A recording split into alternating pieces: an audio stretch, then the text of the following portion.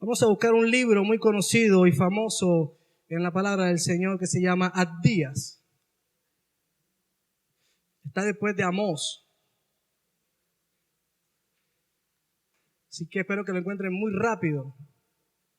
Está en el Antiguo Testamento. Y aunque es un libro corto, tiene una profecía, tiene un contenido que algunos estudiosos, eruditos lo llaman una bomba nuclear en la Biblia.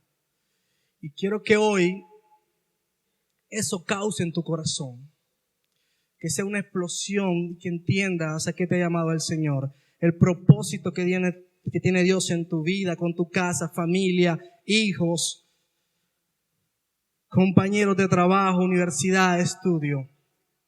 El libro de Abdías tiene un solo capítulo, así que lo vamos a leer todo. Abdías, ¿ya lo encontraron? Les hablé para que le diera tiempo. Ok, dice así la palabra del Señor, versículo 1, dice, esta es la visión, y leo para ustedes en la versión NTV, nueva traducción viviente, se las recomiendo mucho. Esta es la visión que el Señor soberano reveló a Abdías acerca de la tierra de ¿quién? De Edom. Amén. Hoy vamos a hablar de los descendientes de Isaac. Amén. Entonces, te invito ahí en tu puesto que cierres tus ojos un momento y en tu palabra le digas al Señor, quiero que me hables. Quiero que escribas tu palabra en mi corazón. Y dile al Espíritu Santo que mora en tu corazón, que te dé entendimiento. Es necesario, iglesia, que siempre hagamos esto antes de escuchar la palabra de Dios. No te desconcentres, ora, cierra tus ojos. Porque si no es del Señor lo que viene o lo que se dice en este lugar, no te va a edificar. No te va a dar vida eterna. Así que es bueno que hagas este ejercicio, que sea Él revelando su palabra en tu corazón. Dios, te damos gracias y hoy clamamos una vez más delante de ti por temor y temblor delante de tu presencia, Señor. Que seas tú hablando a nuestras vidas, que seas tú tomando control. Padre amado, te pedimos que seas tú, Señor, en cada uno de nosotros. Tu Espíritu Santo, no lo invitamos en este momento porque Él mora en nuestros corazones, que desde allí nos redarguya, que desde ahí nos guía a toda verdad, que es tu palabra. Te damos gracias, amén y amén. Ok, entonces esta visión dice así, esta es la visión que el Señor soberano reveló a Abdías, que significa siervo del Señor, es su nombre, acerca de la tierra de Edom. Y te voy a poner en contexto a lo que el profeta Abdías está hablando. Primero que todo, Edom son los descendientes de Esaú. ¿Cuántos conocen la historia de Esaú y Jacob? Eran mellizos, nacieron en el mismo tiempo y espacio. Definitivamente tenía que salir uno primero porque los dos al tiempo no es posible. Estos niños desde el vientre empezaron a pelear con los hijos de Isaac y Rebeca. Ustedes lo pongan en ese contexto, eso lo encuentran en Génesis capítulo 25, pueden leer la historia. Y Edom es los descendientes de Esaú, porque sabemos que los descendientes de Jacob son Israel. Amén. Ok, algo importante para lo que nos atañe en la mañana de hoy es que dice que el Señor es ¿qué? Soberano. ¿Y cuántos entendemos realmente que Dios es soberano? La soberanía de Dios en algunas corrientes cristianas siento que se ha malinterpretado en entender que Dios es soberano y hace lo que Él le place, y eso es correcto, pero no en la medida que vaya en contra de lo que Él es en realidad. Dios es soberano, pero también es bueno, y también es que justo, y también es amor y es misericordioso, y todos esos atributos no pueden contradecirse entre sí mismos, porque Dios es uno. Entonces, cuando yo digo que Dios es soberano, no estoy diciendo que es un Dios tirano y que es aquel que hace caer el mal sobre la humanidad y que Él es el que permite todo lo malo que te ha podido acontecer o que te acontecerá. Dios es soberano, pero Dios es bueno. y de Él no procede el mal. Porque los planes de Él no son de calamidad, sino de bienestar. Entonces, no estoy hablando aquí de prosperidad, porque tú eres próspero al tener a Cristo en tu corazón. Todas las demás cosas son añadiduras. Algunos tienen más, otros tienen menos, pero eso ya son añadiduras. Entonces, no dejes que cualquiera te venga a decir, porque para eso te dije que hay que leer las Escrituras en completo, en el contexto completo. Entonces, Dios es soberano y lo que viene a continuación puede sonar duro y fuerte. Va a haber sangre derramada y una cantidad de cosas. Y muchos van a decir, lo que pasa es que dice Dios es cruel. No, Dios es bueno. Y es un amo que ama con ternura. Pero Él también es un Dios justo y no tiene por inocente al culpable. Amén. Parte B del versículo 1 dice, hemos oído un mensaje del Señor, que un embajador fue enviado a las naciones para decir, prepárense todos, convoquemos a nuestros ejércitos y ataquemos ¿a quién? A Edom. ¿Esto quién lo dijo? ¿El profeta o el Señor soberano? El Señor soberano le dice a los demás pueblos que se levanten en batalla en contra de los edomitas de la nación de Edom, que son los descendientes de Esaú. Versículo 2, el Señor dice a Edom, te haré pequeña entre las naciones, serás muy despreciada, has sido engañada por tu propio orgullo, porque vives en una fortaleza ¿de qué? De piedra, y haces tu morada en lo alto de las montañas. ¿Quién puede tocarnos aquí en las remotas alturas? Te preguntas con arrogancia.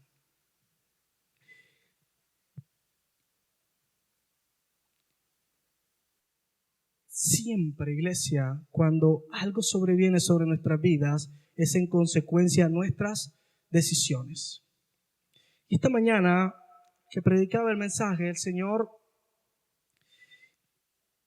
enfatizaba algo muy profundo que seguramente podemos llegar a escucharlo hoy y a echarlo al olvido. Pero, y no me quiero adelantar, pero hay cosas que no debemos hacer. Y las que debemos, muchas veces no las hacemos. Quiero que lo tengas ahí en tu corazón y te pongo en contexto para que podamos entender. La historia sucede que estos dos niños, Rebeca era estéril y el Señor le da la promesa, porque acuérdense que Dios le había dado la promesa a Abraham que de él iba a ser ¿qué? Una nación numerosa y que en su descendencia iba a ser bendita todas las naciones de la tierra. Y al ser Rebeca estéril, vuelve a tropezar o a tener un obstáculo en la promesa de Dios.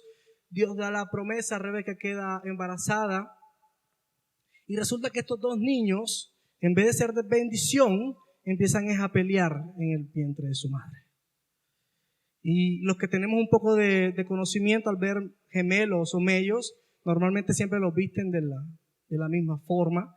Si le compran un carro de control remoto a uno, se lo tienen que comprar ¿a quién? Al otro igualito, porque son gemelos y todo va por igual. En algunos casos, hay las excepciones como siempre, pero estos desde pequeños empezaron a pelear. Y podemos llegar a pensar, bueno, entonces las promesas de Dios traen tristeza. No traen tristeza, iglesia. Las bendiciones de Dios siempre traen alegría porque provienen de Dios.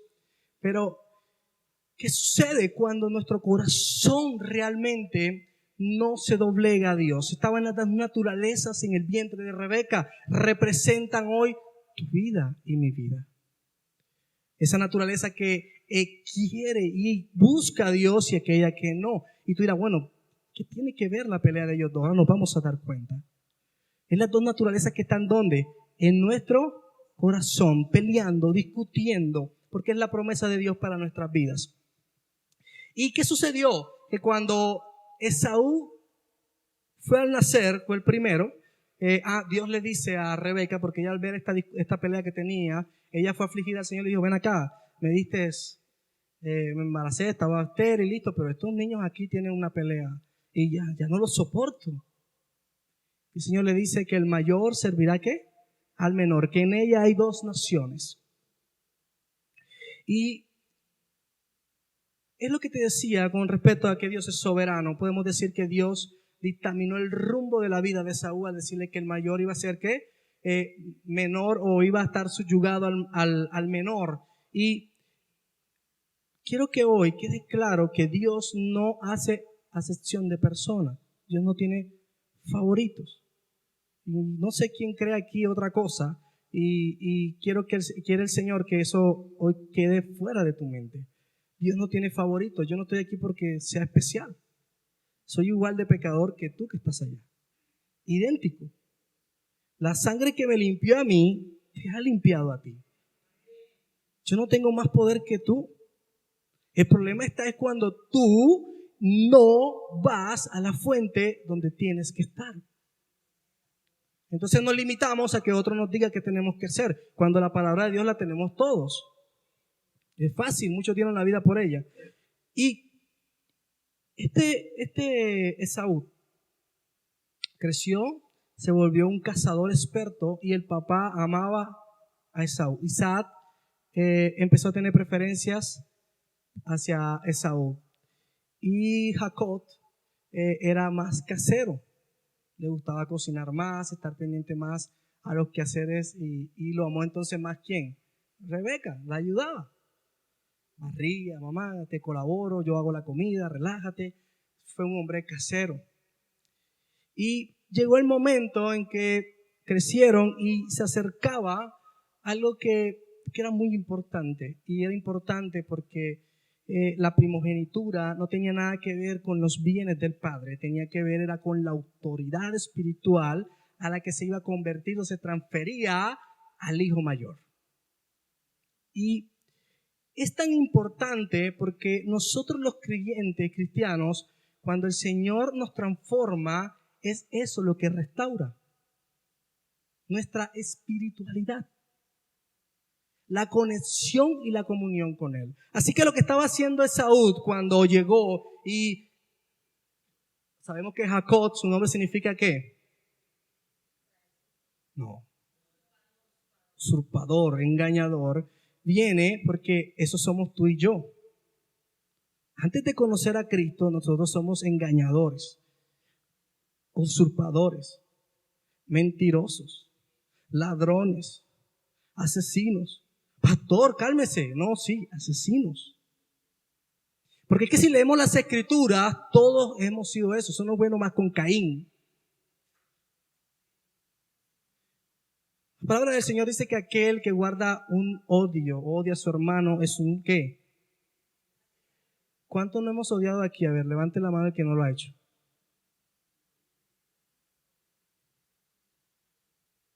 Yo la levanté, pero no porque no haya odiado.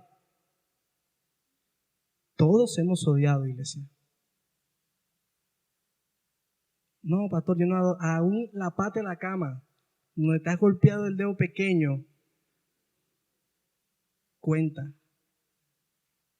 ¿Por qué, iglesia? Porque es que a veces vivimos la vida pensando que somos buenos y no somos buenos. Pero hacemos cosas buenas porque nuestro Padre que está en los cielos es bueno.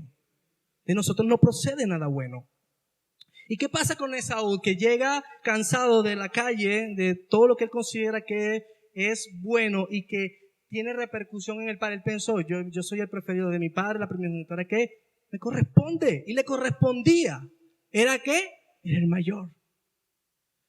Pero él despreció en el momento que él la vendió y la cambió por el plato de lentejas. Él lo que vendió no fueron los bienes, porque él era el mayor.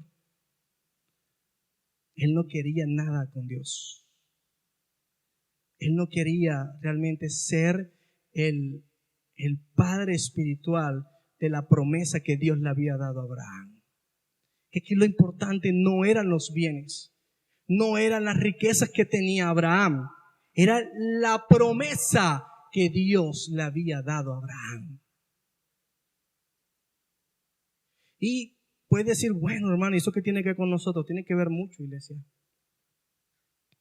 Y ya nos vamos a dar cuenta en qué tiene que ver mucho.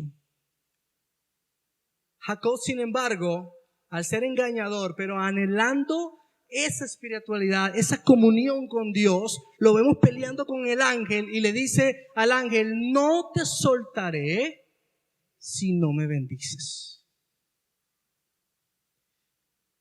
¿Entiendes por qué Dios vino a buscar pecadores? Y no a los que se consideran que tienen el derecho o son buenos. Esaú tenía el derecho o no, pero no anhelaba estar con el Señor. Y Dios no obliga a nadie.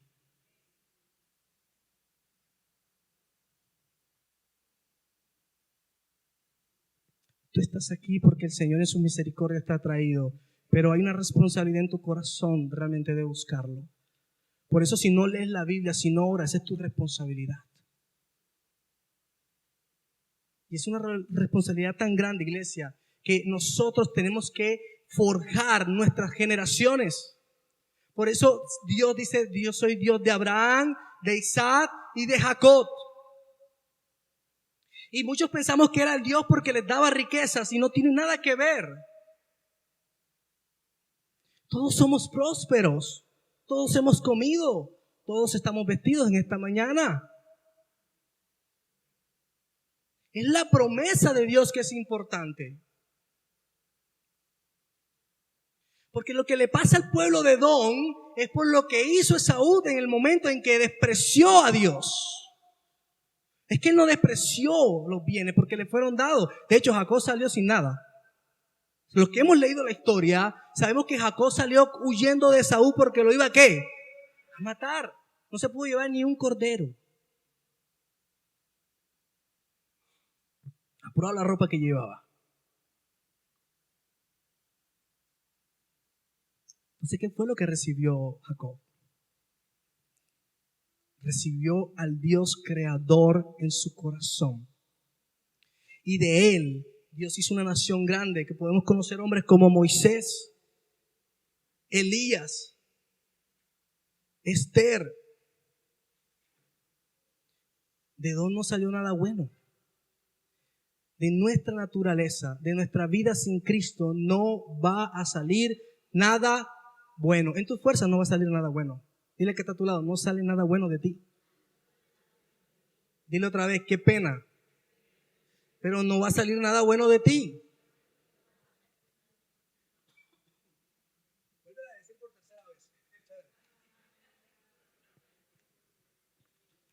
Lo que pasa es que a veces el Señor empieza a solidificar en nuestra vida y vamos olvidando el fundamento. El fundamento queda abajo.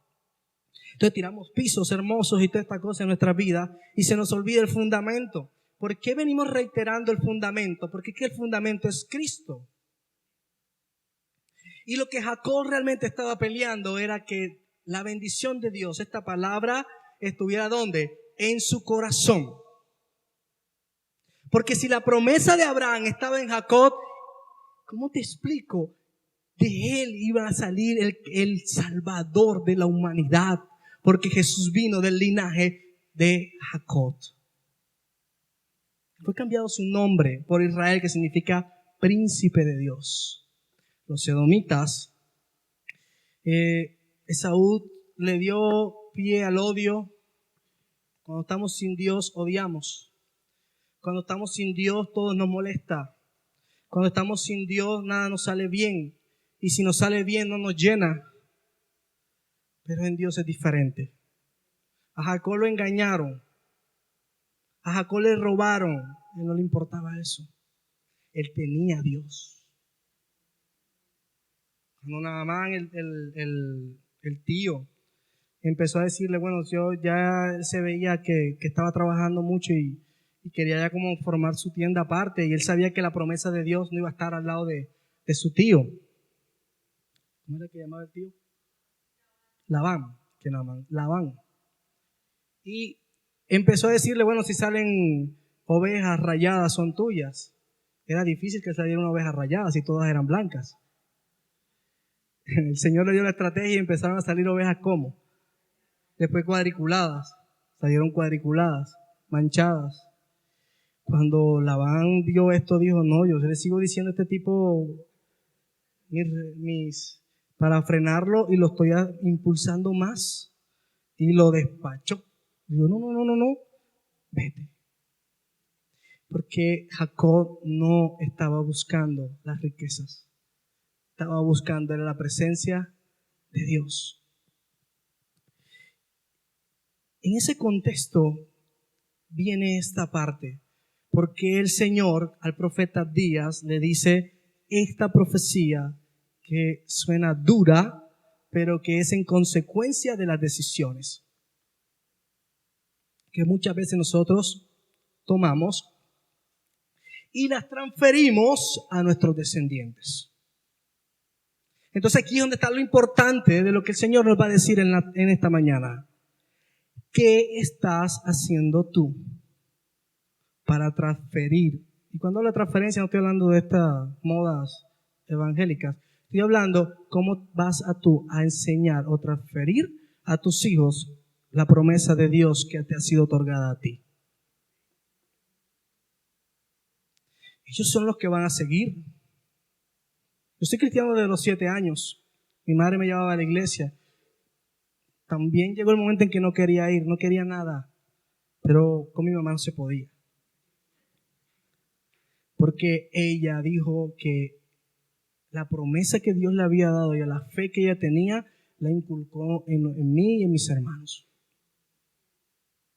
El problema, iglesia, es cuando nosotros pensamos que mejor es darle tablet, celulares, Netflix. ¿Qué otra cosa le dan ahora? DirecTV del mundo es tuyo. Cine, helados. Yo no estoy en desacuerdo que le puedas dar algo a tus hijos. ¿Bien? Pero así como le das eso, le das la palabra de Dios. Recuerden que soy el pastor de jóvenes. Y yo sé juzgar muy bien. Y se nota cuando en la casa la Biblia no es el eje principal. ¿Conocen tus hijos los atributos de Dios?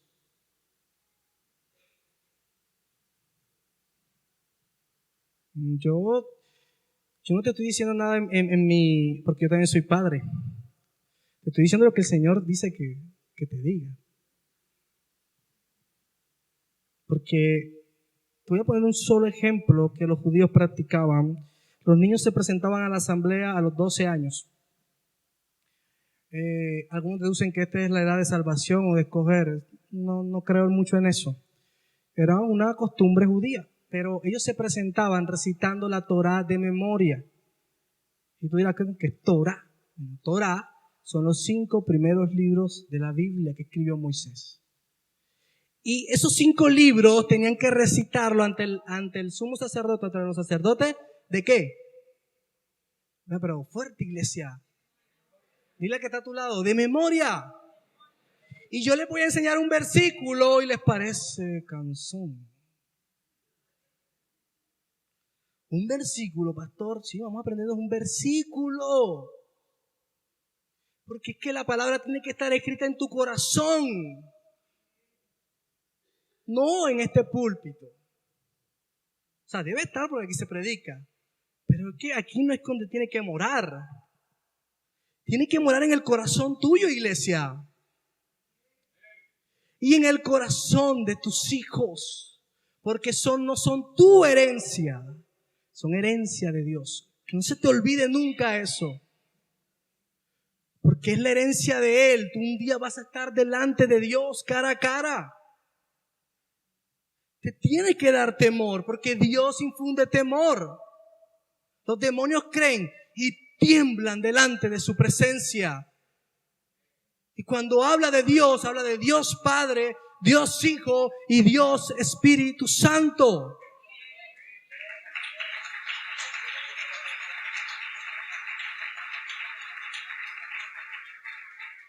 Es que Jesús es amor. Y Dios Padre también. Pero Él no va a tener por inocente al culpable. Dice que nuestras obras van a ser pasadas por el fuego, o sea, por el juicio de Dios. no para condenación, pero sí para recompensa. Entonces, cuando estés delante del Señor y digo, bueno, sí, yo fui a la iglesia, bueno, bien. Señor, me aprendí unos versículos, Jehová es mi pastor y nada me faltará. Ah, muy bien. ¿Qué más? Tuve 2 hijos, muy bien. ¿Y dónde están? No sé. Y te va a salir de una cantidad de hojarasca, o sea, un chamizo. No sé si me entienden la expresión chamizo. Un poco de porquería. Ahí. Eso es lo que tú vas a tener. Bueno, eso lo dicen las Escrituras, no lo digo yo. Yo quisiera decirte otra cosa. A algunos les van a salir coronas, me imagino la de Pablo, Moisés, Elías, Enoc.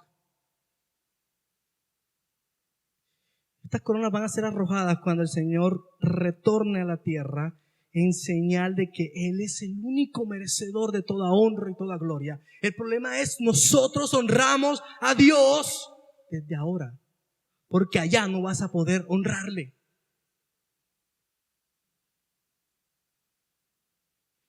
El problema es serio, iglesia. Porque yo no te vengo a hablar aquí solamente, yo sé que eres próspero, yo también lo soy. Y es necesario que podamos sobreedificar bien. Pero el fundamento de nuestro corazón debe estar en esa promesa que Dios le dio a Abraham, porque es de salvación. Y si tú no vienes aquí a rendirte al Creador que te dio la salvación, estás perdiendo tu tiempo. Y el tiempo es valioso, porque el que se va no vuelve. ¿Qué estás haciendo con tus hijos, con tu descendencia?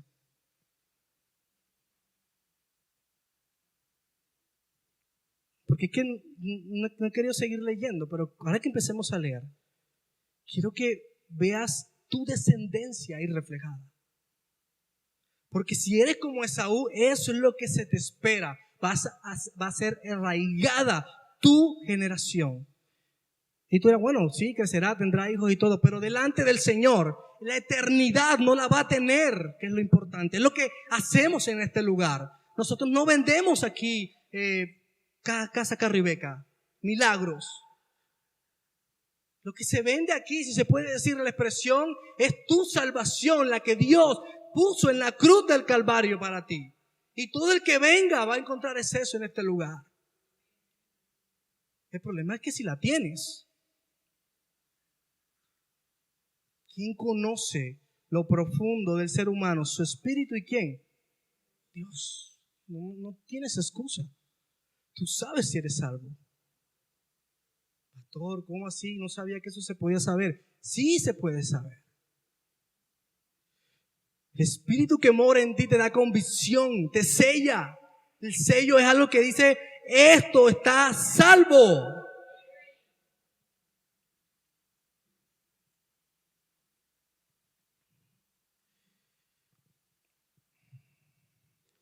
Versículo 7.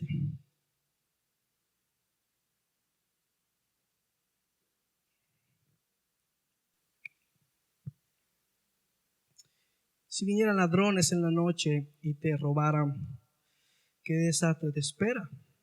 ¿No se llevarían todo? Los que cosechan uvas siempre dejan unas cuantas para los pobres. Pero tus enemigos te aniquilarán, ¿por qué? Por completo. Registrarán y saquearán cada rincón y cada grieta de Edom. Se llevarán hasta lo último de los tesoros escondidos. Aquello que tú crees que es valioso y lo escondes, iglesia, se te lo has quitado. O dime si alguno en el cajón se ha llevado la casa que compró. A veces nos ocupamos tanto en tener un buen apartamento, una buena casa, un buen carro. Y a veces vemos al hermano con un carrito viejo, el Señor te va a dar un buen carro. No, está bien. Si el Señor te dio eso, honra al Señor. Yo no estoy hablando de conformismo. Estoy hablando que nuestra bendición, lo que hable nuestra boca, debe ser más importante que los bienes materiales, porque ninguno de aquí se puede llevar nada para el otro lado. El apóstol Pablo lo deja muy claro. Venimos a este mundo ¿cómo? Sí, venimos desnudos, venimos con algo, desnudos. ¿Y cómo nos vamos? Desnudos. Que ahora hacen un cajón y la ropa que te la ponen por arriba nada más, porque realmente no te pueden vestir. Desnudo, iglesia. No nos podemos llevar nada, pero cuando estemos delante del Señor, ahí es donde tiene esto realmente importancia. Siervo bueno y fiel. En lo poco fuiste ¿qué? Fiel, y en lo mucho ¿qué? Y cuando habla de mucho te pondré, muchos pensamos, wow, entonces yo voy a gobernar Júpiter o algún planeta o algo. No, mira. En lo mucho te pondré, la corona que tú vas a robar. Tú sabes la satisfacción de que tu rey venga a establecer su reino milenial. ¿Cuánto han leído Apocalipsis? Y tú y toda la humanidad expectante viendo ese momento. Y la iglesia, su esposa, o sea, tú y yo, arrojando coronas. Aquellos que te maltrataron, te martirizaron, te van a estar viendo. Porque esto se hereda, iglesia. No, que es que ya no martirizan a los cristianos. Sí, sigue pasando. La sangre de ellos clama en el trono de Dios, lo que hemos leído Apocalipsis. Que el Señor haga justicia. Y el Señor va a hacer justicia, porque Dios es bueno, justo y fiel. Por eso es la razón de que hoy te vengo a decir lo que el Señor me dijo que te dijera. Porque yo soy Abdías, simplemente el mensajero. El mensaje lo dio el Señor ¿qué? Soberano. Él es soberano. Tú y yo no podemos manipular la palabra de Dios. Eso es lo que dice aquí. Y si tú no haces lo que tienes que hacer, si tú no obedeces lo que Dios te está diciendo, sufre las consecuencias. Como pastor de jóvenes, yo no voy a cambiar los jóvenes. Y no estoy diciendo que no tenga que hacer mi labor. Pero yo no cambio a los jóvenes. Yo no los vuelvo cristianos. No sé si se van a molestar conmigo, pero es que no lo puedo hacer, me queda imposible. Aunque quisiera hacerlo, el apóstol Pablo dice, quisiera dar mi salvación por el pueblo de Israel, pero no se puede. O sea, está diciendo, yo preferiría ser condenado, arrojado al infierno para que mi nación fuera salva. Pero no se puede. Pablo estaba en igual de condiciones que todos los demás. Ponía su mirada ¿dónde? En Cristo. ¿Y Cristo qué? Crucificado. Versículo 7, ¿no? 8. ¿Seguro? No, 7. Por favor, ¿están conmigo, no? Todos tus aliados se volverán ¿contra qué? Contra ti, y ayudarán ¿a qué? A expulsarte de tu tierra. Te prometerán paz mientras traman engañarte y ¿qué? Destruirte. Tus amigos de confianza te tenderán trampas y ni siquiera te darás ¿qué? Cuenta. En aquel día ni una sola persona sabia quedará en toda la tierra de Edom, dice el Señor. Si comprendes lo que el Señor está diciendo aquí, no habrá entendimiento ni sabiduría, y los que a donde tú has puesto tu confianza te engañarán. Mira, puede haber un terremoto y se va a caer el apartamento, porque aquí no los hacen como en Japón. Sí, en Japón tiembla y no se cae. Pero aquí no, aquí se cae. El carro se te puede chocar y queda ¿qué? Servible y no tengas seguro. Se va a ir la sabiduría, iglesia, cuando tus hijos no quieran entender ni tener la sabiduría de buscar a Dios, porque a Dios se le busca con sabiduría. ¿Sabías eso? Tiene que haber entendimiento. No va a haber entendimiento si no hay conocimiento. Como tú no haces lo que te toca hacer por tus hijos, no solamente llevarle comida. Igual si no lo haces, eres peor que un incrédulo. No estoy diciendo que no lo hagas. Lo que estoy diciendo es, Va a llegar cuando se levanten y van a decir, yo no conozco a ese Dios, yo no quiero ir a la iglesia, no me interesa. Y se va a perder sabiduría y los hijos de sus hijos. Eso es lo que está diciendo aquí. Lo que pasa es que Dios le pasó de manera literal. Por eso te dije que esto era una bomba nuclear. Tiene que explotar en tu corazón algo. Porque tú no puedes seguir, yo no puedo seguir, para que no te sientas aludido, de la forma como venimos. Queremos una iglesia relevante. Esta es la manera, volviéndote a Dios. Queremos una iglesia de gloria. Así, volviendo a su promesa. Enseñándole a nuestros hijos la verdad de Cristo. ¿Cuántos aquí han leído la Biblia de manera completa? Y puede parecer que lo que te estoy diciendo es mera religiosidad. ¿Cuántos aquí han leído, conocen de Génesis a Apocalipsis? Allá el hermano que está ahí atrás. Acá los hermanos. Si la leemos de manera intelectual no pasa absolutamente nada. Pero si tú vas a la palabra de Dios, como hizo Jacob, reconociendo que era un engañador, que era un pecador, la presencia de Dios te va a bendecir. Yo te lo puedo asegurar porque yo lo viví. Yo soy cristiano desde los 7 años. Mi mamá me llevaba a la iglesia. He visto en la iglesia lo habido y por haber. O sea, a mí ninguno me va a ver. Bueno, hay gente que ha sabido más que yo, claro.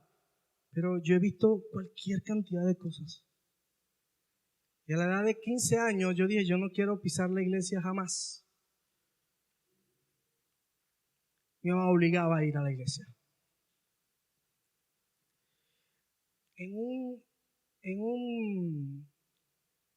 Me acuerdo de un retiro de jóvenes.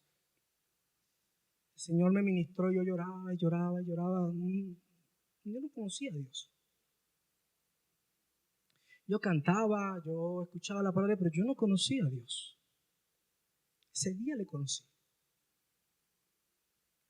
Y a los 22 años, yo era ministro en la iglesia, tocaba los instrumentos, líder de alabanza.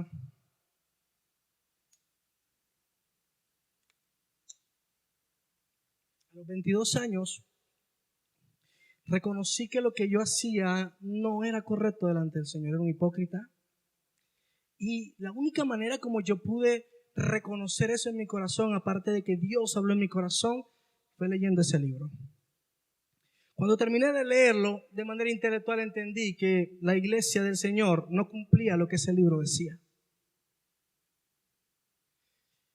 Y llegué a comprender de que la iglesia nunca lo iba a cumplir. Entonces, hayan frases en mi vocabulario como esta: todos los pastores están cortados con la misma tijera. Pero yo tenía una mamá que oraba por mí. Ahí. Luego me caso y duré como 3 años sin congregarme. Quiero que entiendas, no porque venga a ponerte mi vida no tiene nada especial, pero lo importante de tú como padre, entender la promesa de Dios. Porque yo soy cristiano de los 7 años según yo. Me caso con mi esposa y duró casi 3 años sin congregarme. A nosotros nos hicieron terrible para casarnos. Y bueno, conocí una iglesia, el Señor me levantó ahí y me dio el don, digo yo, porque yo no tenía el don de la gente. Yo en mi casa cerraba la puerta, a mí no me gustaba que nadie me fuera a molestar en la casa. Me fastidiaba cuando venían las amigas de mi mamá. Yo era muy reservado, mi círculo era muy, muy corto, muy pequeño, a lo que yo consideraba que podía tener amistad y bien. En la iglesia era el que me las picaba. Entonces, como tenía los ojos verdes, entonces esa era la razón. A mí me da lo mismo si Dios me lo dio verde o marrón. Me da lo mismo. Realmente no tengo nada que apreciar de mi físico. Pero La gente pensaba eso de mí. Y cuando el Señor me dice que para esto es lo que Él me ha llamado, yo dije, no, estás equivocado. Yo no tolero a la gente. No me gusta que me cuenten nada. Yo era muy reservado con mis cosas.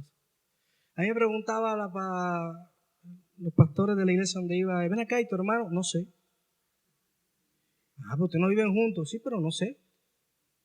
Podía haberlo visto que pasó por la calle y yo no sabía nada. Mira, a tu hermana que la vieron por allá, ¿verdad? Yo no sé, no tengo ni idea. Ni me interesaba si la vieron o no. Y el Señor empieza a entrenarme, a cambiar esa forma de vida. Dios lo puede hacer. Pero, ¿cómo lo hizo, iglesia? Porque tenía una madre que doblaba rodillas todos los días por mí. Y yo no era bandido. Yo no atracaba a nadie. Nunca tuve problemas de droga. Una vez probé el cigarrillo y esa cuestión se me fue por aquí y dije, nunca. Y fue porque un primo que estaba con nosotros, que él era el curioso. Porque a mí no se me daba por nada de eso. Yo podría decir que yo era bueno. Yo tenía una mamá que oraba. ¿Cuántas mamás oran por sus hijos? ¿Cuántos padres enseñan la palabra de Dios a sus hijos? Ahí el amén no surgió. Padre, tenemos una responsabilidad tremenda y grande. Porque Jacob entendió esto. Dijo, yo a mis hijos no quiero que queden relegados. Yo quiero que mis hijos, mi descendencia, glorifique el nombre de Dios. Moisés, Elías, todos estos hombres descienden de Israel, de Jacob, aquel que entendió que era un engañador y que necesitaba de Dios. Tú necesitas de Dios, yo necesito de Dios. Todos necesitamos de Dios, iglesia. Hay que levantarse como una iglesia que realmente entienda la promesa de Dios. No podemos estar más así. ¿Por qué nos impacta Barranquilla? ¿Por qué el movimiento LGTBI coge tanta fuerza? Porque ellos creen en sus aberraciones. Ellos creen que están bien. La iglesia no puede hacer más nada. Nos da pena decir que somos creyentes. Nos da pena salir a evangelizar en las calles. Nos da pena decir, mira, Cristo puede transformar tu vida. Cristo murió en la cruz por tus pecados. Coger a nuestros hijos y enseñarles las escrituras. Pero es que si tú no la lees y no la sabes, ¿qué le vas a enseñar? De la abundancia del corazón habla la boca. Y si tu corazón está pendiente solo a las cosas terrenales, tus hijos van a ver cosas terrenales. Y el punto no es que lo hagas, sino mira las consecuencias. Mira las consecuencias. Te voy a decir algo y te lo pongo de tarea. Escudriña si estas profecías no se cumplieron. Esta ciudad de Edom es llamada hoy la ciudad de Petra, que están en ruinas. Películas como Transformers salió Petra. Para que me entiendan, porque todos hemos visto Transformers. Si tú estudias, te das cuenta que todas las profecías bíblicas que se hicieron, que están cumplidas hasta hoy. Por eso cuando los ateos, las personas que dicen que no creen en Dios, y se ponen a estudiar este libro, se convierten. Porque es que este es Dios. Y a Dios nadie le puede refutar nada. Es soberano, justo. ¿Quién puede contender con Dios y salir bien librado? ¿Quién puede entender los pensamientos de Dios si son mucho más altos que los nuestros? ¿Quién puede comprender que al avestruz la hizo excepto de sabiduría? O sea, este animal no tiene sabiduría. Dice que cuando tiene sus huevos, le da lo mismo si se los pisan, si los patean, ella misma. Ella no tiene nada que ver con eso. Pero a ti sí te dio sabiduría. Y tú vas a ser juzgado por esa sabiduría que se te fue dada.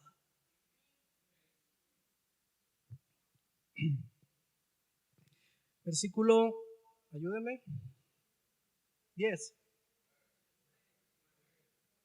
Seguro. 8.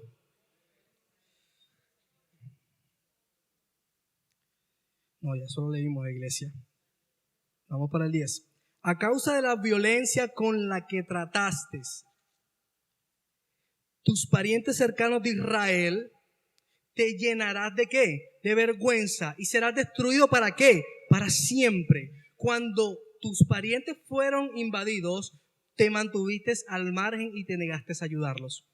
Los invasores se llevaron sus riquezas y echaron suertes para repartirse en Jerusalén, pero tú actuaste como un enemigo de Israel. No debiste alegrarte cuando desterraron a tus parientes a tierras lejanas. No debiste gozarte cuando el pueblo de Judá sufría semejante desgracia. No debiste hablar con arrogancia en ese terrible tiempo de angustia. No debiste saquear la tierra de Israel mientras ellos sufrían semejante calamidad. No debiste regodearte de su destrucción mientras sufrían semejante calamidad.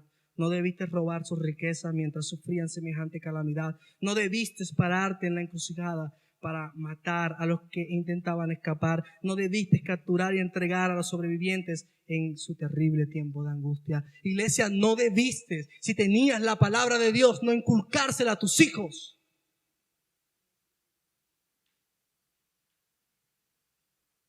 No debiste en tu trabajo, aquel que tenías que predicarle el evangelio, que tenías que mostrarle el nombre, el amor de Dios, no debiste haberlo no hecho.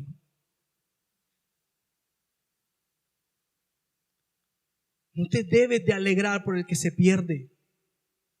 ¿Cómo nosotros como iglesia nos alegramos por lo que pasa en otros países por causa de su pecado? El nuestro es diferente.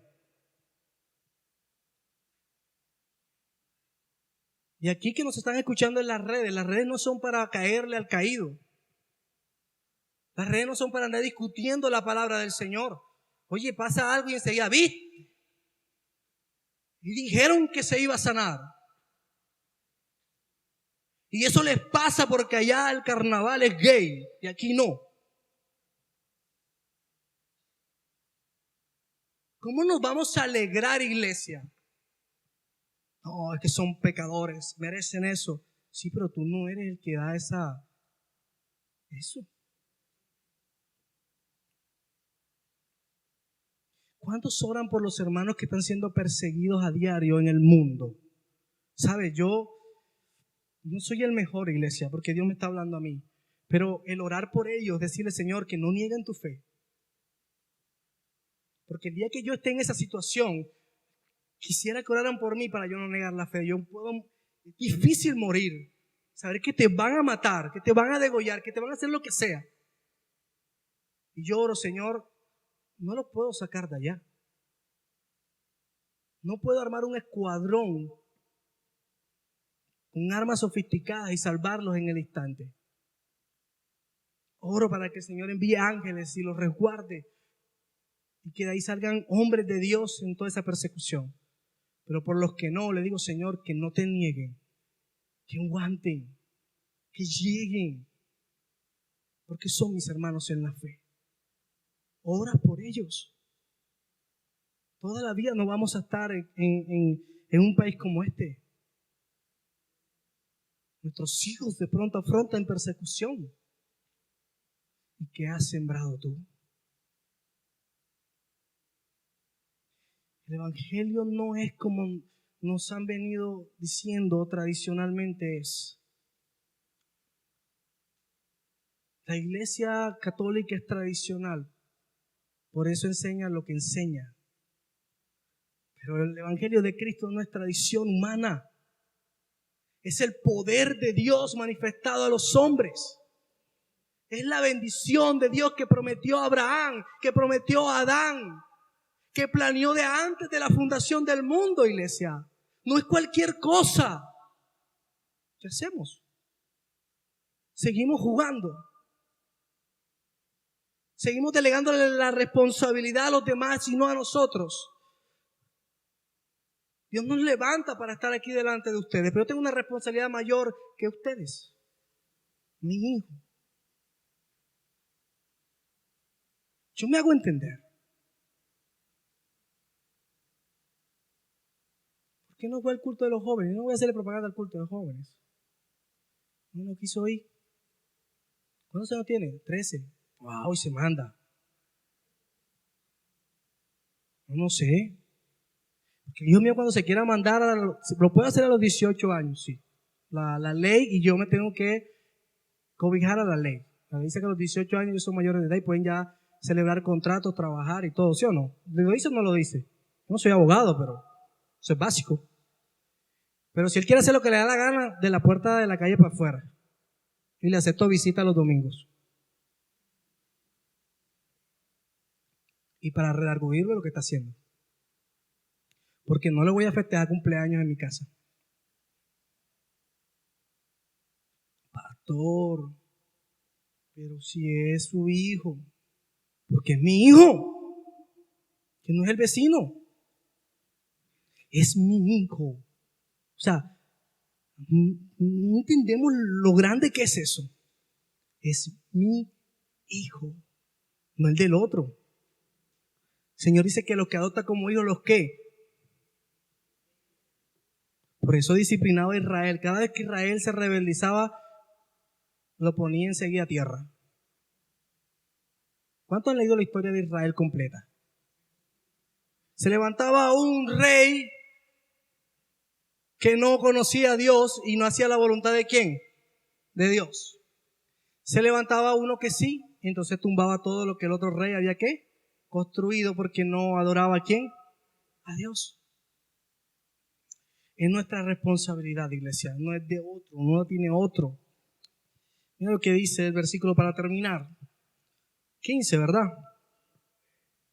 Se acerca el día cuando yo, el Señor, juzgaré a todas las naciones paganas, como le hiciste a Israel.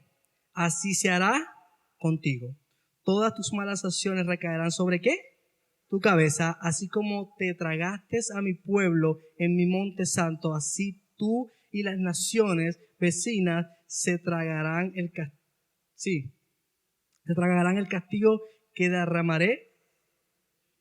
Si todas las naciones beberán, se tambalearán y desaparecerán ¿de qué? De la historia. Concluyo con esto.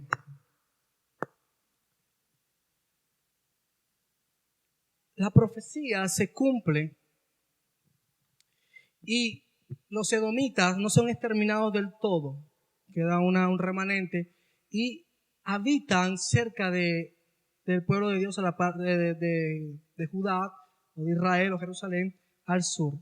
Ellos empiezan a vivir con el pueblo de Dios y se empiezan a mezclar.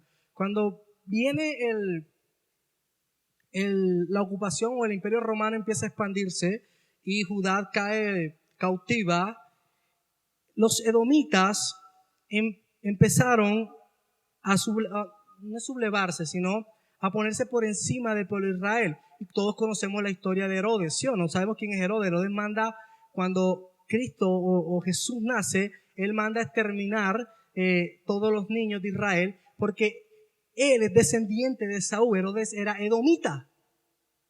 O sea, a estos hombres les sucede lo que les sucede, es lo que Dios hoy nos está diciendo. Oye, ya estás empezando a cosechar, y ellos insisten en ir en contra de Dios. Entonces mandan a matar a Jesús. Es Herodes, edomita. En el año 70, el pueblo de Israel, Judá, es exterminado como nación. Roma, a través del imperio, a través del emperador Tito, da la orden de que Israel sea esparcida, porque es un pueblo muy sedicioso, eran muy rebeldes, y salen y los edomitas se unen con el pueblo con los de Judá, con los judíos, en contra de Roma. Todos ellos mueren. Todo el linaje de Saúl murió en el año 70.